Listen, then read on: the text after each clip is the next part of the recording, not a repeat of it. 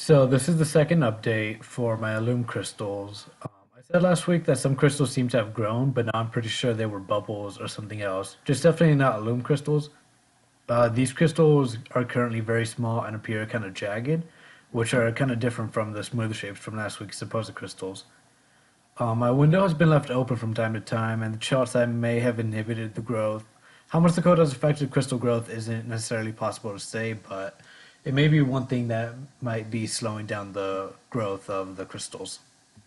So for the theoretical yield, I knew that the aluminum would be the limiting reagent because it's the smallest amount present in the entire reaction. So I calculated how many moles were in the solution, and I calculated 0.037 moles of aluminum in there. And according to like the whole long equation, aluminum and alum have a 1-to-1 molar ratio. So however many moles of aluminum there are, that's how many moles of alum there are. And I did all the extra steps, but pretty much it's just a 1-to-1 ratio. At the bottom, you can see there that I converted from moles to grams, and I ended up with a theoretical yield of 17.55 grams of alum.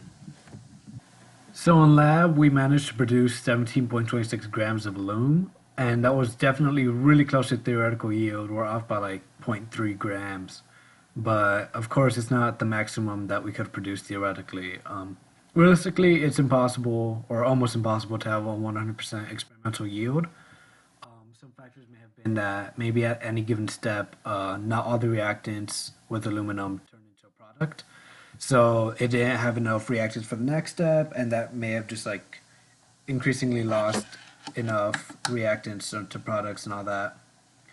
Another factor may be that we didn't necessarily get to weigh every last particle of alum. Some may have not been filtered through, some may have fallen off the paper, or some may have fallen off the filter when we're weighing it. Whatever the reason, we didn't get 100% theoretical yield.